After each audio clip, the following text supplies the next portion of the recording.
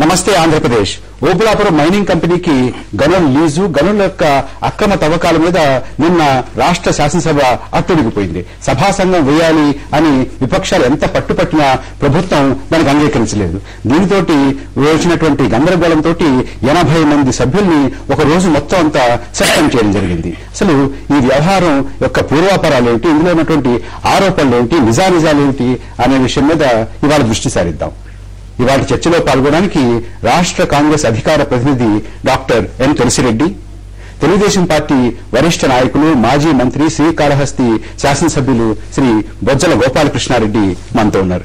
గోపాలకృష్ణారెడ్డి గారు, మీ అభ్యంతరాలు ఏమిటి? ఒకసారి గతంలో ఇదివరకు అఖిలపక్ష కమిటీ వేశారు, మీరందరూ వెళ్లారు, చూశారు. ఒక్క మీ పార్టీ తప్ప మిగతా వాళ్ళందరూ కూడా అంతా సజావుగానే ఉందని చెప్పి వచ్చి ఇక్కడ చెప్పారు. ఇప్పుడు మళ్లీ అభ్యంతరం ఏంటి? మా పార్టీ వాళ్ళు సజావుగా ఉందని చెప్పలేదు. మీ పార్టీ తప్ప మిగతా వాళ్ళందరూ చెప్పారు. ఒకటి. రెండు, అది గత శాసనసభ, ఇది కొత్త శాసనసభ. ఈ కొత్త శాసనసభలో కొత్త సభ్యులు అడిగారు, కొత్తగా ఉన్నాయి. కేంద్రం నుంచి కూడా ఆ సర్వే చేయించమని, సర్వే చేయించలేదని రాష్ట్ర ప్రభుత్వం అత్యంత వేసింది. స్టేట్స్ ప్రధానమైనటువంటి అభియోగం ఏమిటి? వేసితే అవన్నీ బయట వస్తాయి, కమిటీ వేస్తే. ఎందుకు ఏ ప్రభుత్వం అయినా why should they be shy away from constituting a committee? అంతకుముందు మీరు చూసారు, ఎన్టీఆర్ ముఖ్యమంత్రి ఉన్నప్పుడు, చంద్రబాబు ముఖ్యమంత్రి ఉన్నప్పుడు కానీ ఏ చిన్న విషయం వచ్చినా కూడా మంచిదాన్ని వేసుకుని అంటారు.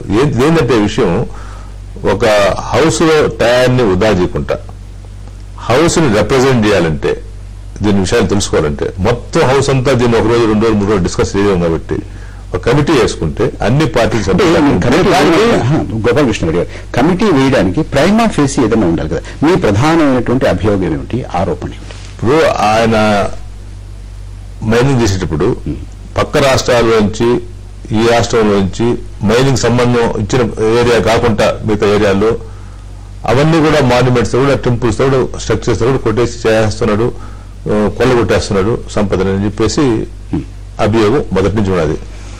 ఇప్పుడు అదే కాకుండా అసలు ఈ మైన్స్ లో కూడా ఫస్ట్ కమ్ ఫస్ట్ అని చెప్పేది వాళ్ళకి ఇచ్చేసేది అటు కాకుండా మనం వాడికి 15,000 రూపాయలు తీసుకునే పరిస్థితి. లీజు ఇవ్వడం, లీజు పొడిగింపు, అక్కడ తవ్వకాలు, ఈ మూడింటి మీద సందేహాలు ఉన్నాయి. తులసిరెడ్డి గారు, ఇప్పుడు తెలుగుదేశం పార్టీ వాళ్లకు ఓఎంసీ ఫోబియా అనే ఒక రోగం పట్టుకుంది. వాళ్ళకు గతంలో ఒరిస్సా మైనింగ్ కార్పొరేషన్, ఏపీఎండిసి కలిసి ఒకటి జాయింట్ వెంచర్ వేస్తే అది కూడా ఒరిస్సా మైనింగ్ కార్పొరేషన్ లో ఓఎంసీ వస్తుంది.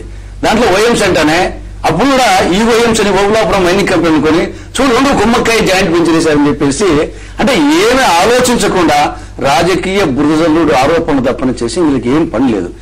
ఇక్కడ ప్రధానంగా ఏమి అనంతపురం వారు ఏమనుకుంటున్నారో ఏమిటో, వారి యొక్క రాజకీయం ఏంటో కాసేపు పక్కన పెడదాం. వారు చాలా స్పష్టంగా 3 విషయాలు చెప్పారు. లీజు ఇవ్వడం, లీజు పొడిగింపు, అక్రమ తవ్వకాలు. వాటికి సమాధానం చెప్పండి. ఈడ లీజు ఇవ్వడం అనేది 1996 డిసెంబర్ 10వ తారీఖున జీవోఎంఎస్ నంబర్ 236 ప్రకారము తెలుగుదేశం పార్టీ ప్రభుత్వం ఉన్నప్పుడు, చంద్రబాబు నాయుడు గారు ముఖ్యమంత్రిగా ఉన్నప్పుడే జి రామ్మోహన్ రెడ్డి అనే ఆయనకు 20 సంవత్సరాలకు లీజు ఇచ్చింది వాళ్ళు. తర్వాత అది ఓబులాపురం మైనింగ్ కంపెనీ కాదు చెప్తాను. దాని తర్వాత 2002 ఫిబ్రవరి 18వ తారీఖున జీవోఎంఎస్ నంబర్ 80 ద్వారా గాలి జనార్దన్ రెడ్డి గారు డైరెక్టర్ గా ఉన్నటువంటి ఓబులాపురం మైనింగ్ కంపెనీ లిమిటెడ్ కు దీన్ని బదిలీ చేసింది కూడా తెలుగుదేశం ప్రభుత్వమే, చంద్రబాబు నాయుడు గారు ముఖ్యమంత్రిగా ఉన్నప్పుడే. అంటే వారిస్తే సక్రమం, ఇంకోరిస్తే అక్రమం. వారిస్తే ఒప్పు, మిగతా వాళ్ళు ఇస్తే తప్పు. అది వాళ్ళది. రెండవది వచ్చేసి ఎక్స్టెన్షన్ చెప్తాను. తులసిరెడ్డి గారు, ఒక్క క్షణం. వారు ఇచ్చారు, అయితే అక్రమంగా తవ్వుకోమని ఇవ్వలేదు. అది ఒకటి ముందు ఇచ్చిందనే చెప్పారు. ఎవరికైనా ఇస్తారు, అది వాళ్ళు ఇస్తారు. చెప్పరు కూడా. రెండవది వచ్చేసి అక్కడ ఎక్స్టెన్షన్ చేసింది కూడా, దానికి కూడా జీవో మినరల్ కన్సెషన్ రూల్స్ 1960 ప్రకారము, చాప్టర్ 4 రూల్ 3 సబ్ రూల్ 2 ప్రకారము, the date of the commencement of the period for which a mining lease is granted shall be the date on which a duly executed deed under sub rule 1 is registered. ఇది తెచ్చింది కూడా జనవరి 18న TDP governor amend చేద్దాం. దాని ప్రకారం వచ్చేసి అంటే ఆ ప్రకారం ఒక్క క్షణం ఉండండి. శాసనసభ కృష్ణారెడ్డి గారు, మైనింగ్ లీజ్ ఇచ్చింది మీరు, దాన్ని పొడిగించింది మీరు, బదిలీ చేసింది మీరు.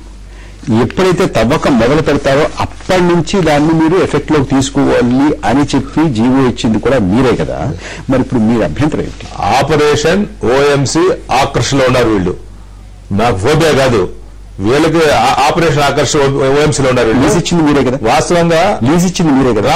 వేరే వాళ్ళకి ఇచ్చారంటున్నారు, అప్లికేషన్ పెట్టడానికి ఇచ్చారంటారు. బదిలీని ఆమోదించింది కూడా మీరే కదా. ఒకటి బదిలీని ఆమోదించిన ఇచ్చిన ఇచ్చేది ఆఫీసర్లు కదండి. కాదండి, బదిలీని ఆమోదించింది మీరు. 6 సంవత్సరాలైంది. ఆ 6 years గా వీళ్ళు ఉన్నారు గవర్నమెంట్ లో. ఇప్పుడు కూడా గుడ్డగాలి చంద్రబాబు నాయుడు చేసి చంద్రబాబు నాయుడు అట్టా ఇట్టా అని చెప్పి మాట్లాడుకుంటా మీరు ఏం చేయాలో న్యాయం వచ్చేది రాష్ట్ర ప్రభుత్వానికి ఆదాయం వచ్చేది చేయమంటున్నాం. గోపాలకృష్ణ రోషం ఎక్కడుంది, ఎవరిలో ఉంది? ఈ రోజు నాకు తెలిసి నేను అడ్వకేట్ ని, నేను 15 సంవత్సరాల శాసనసభ్యుడు మళ్ళా వచ్చాను. నేను ఈ ఫస్ట్ కమ్ ఫస్ట్ అనే పెట్టినటువంటి సిస్టమే తప్పది. ఏమండి రాష్ట్ర ఖజానాన్ని కొలగొట్టడానికి మొదట అప్లై చేసి ఒకటే పేరుతో ప్రభాకర్ గారు 100కి అప్లికేషన్ పెడతాడు. అది ఆయనే అంట. ఒకవేళ మీరు పోయి అడగైనా మేనేజ్ చేయాలనుకుంటే వాడికి టన్ను కింద ఇస్తే వాడు కొన్ని కోట్లు ఇవ్వాలా. ప్రభుత్వానికి ఏమో వచ్చేది 100 రూపాయలు ఒక టన్నుకు, వీళ్ళు 15 వరకు అమ్ముకోవాలా. ఈ విధంగా కొల్లగొట్టుకుంటున్నారు. దీనికి ఒక సభా సంఘం పెట్టుకొని మనం కూర్చొని మనం మాట్లాడుకొని అన్నిటి కూడా క్యాన్సిల్ చేసి ఏ విధంగా దీంట్లో ఎక్కువ ఆదాయం రాష్ట్రం. మైనింగ్ వ్యవహారాల మీద చాలా అధ్యయనం చేసినటువంటి, లోతైనటువంటి పరిశీలన చేసినటువంటి రవి రెబ్బాప్ ఇక్కడ ఉన్నారు. ఢిల్లీ నుంచి వారు ఫోన్ లో మాట్లాడడానికి సిద్ధంగా ఉన్నారు. రవి గారు నమస్కారం. రవి గారు. హలో. రవి గారు నమస్కారం అండి. నమస్కారం అండి. తులసిరెడ్డి గారు, వజ్ర గోపాలకృష్ణారెడ్డి గారు ఉన్నారు. ఈ ఓబులాపురం మైనింగ్ వ్యవహారం మీద నిన్న జరిగినటువంటి ఆందోళన మీద, నిన్న జరిగినటువంటి సంఘర్షణ మీద మేము చర్చిస్తున్నాము. మీ అభిప్రాయం ఏమిటి? ఒకటి లీజు, రెండవది బదిలీ, మూడవది అక్రమ తవ్వకాలు. దీని గురించి ఏం జరుగుతోంది అసలు? హలో. రవి నన్ను చెప్పింది ఈ గనుల లీజు వ్యవహారం, అక్రమ తవ్వకాల వ్యవహారం గురించి మాట్లాడుకుంటున్నాం. ఓబులాపురం మైనింగ్ కంపెనీ గురించి అసలు ఉన్నటువంటి సమస్య ఏమిటి? ఎక్కడ ఉంది సమస్య? సార్, అసలు సమస్య ఏంటంటే ఇలా ఇండిస్క్రిమినేట్ గా మైనింగ్ లీజులు ఇవ్వడం వల్లది ఒక చాలా పెద్ద ప్రాబ్లం అండి. ఎక్కడ ఇచ్చినా అసలు సైంటిఫిక్ గా చూసి దాని ప్రాబ్లమ్స్, దాని వల్ల ఎఫెక్ట్ అవన్నీ కూడా చూడవలసిన బాధ్యత ప్రభుత్వానికి, అధికారులకి ఉందండి. కానీ ఈ పాలిటిక్స్, మైనింగ్ వల్ల పొలిటికల్ పార్టీస్ కి నిధులు సమకూర్చడం అవుతుంది కాబట్టి ఈ పాలిటిక్స్ అన్నది ఈ సైంటిఫిక్ ఇష్యూస్ ని పక్కన పెట్టి ఎవరికి అంటే ఎవరి చేతిలో కర్రుంటే వాడిదే ఈ గేదె ఆవు అన్నట్టు ఇప్పుడు ప్రస్తుతం దేశంలో ఇక్కడ ఓబులాపురం అనే కాదు, మరి మీరు బళ్ళారి చూడండి, ఎక్కడ చూడండి ఇది జరుగుతుంది సార్. రవి గారు, అక్కడ ఓబులాపురం మైనింగ్ కంపెనీ అక్రమంగా మైనింగ్ చేస్తోంది అనే దానికి ప్రైమా ఫేసి ఆధారాలు మీ దగ్గర ఉన్నాయా? మీరు చూసారా? మీ దృష్టికి వచ్చాయా? సారీ, కొంచెం నెట్వర్క్ బాగాలేదు సార్. సరే, కాస్త సాంకేతిక సమస్య ఉన్నట్టుంది. తులసిరెడ్డి గారు ఒక నిపుణుడు, రాజకీయ పార్టీలతో సంబంధం లేనటువంటి వారు, ఆయన కూడా ఇక్కడ అక్రమంగా మైనింగ్ జరుగుతోంది, రేటులో సమస్య ఉంది, లీజులో సమస్య ఉంది అనేటువంటి మాట మీరు చెప్తున్నారు. ఇప్పుడు ఐరన్ ఓర్ వచ్చేసి మేజర్ మినరల్స్ సంబంధించి లీజ్ ఇచ్చే అధికారము the mines and minerals development regulation act 1957, ఇది సెంట్రల్ గవర్నమెంట్ సంబంధించిన వ్యవహారము.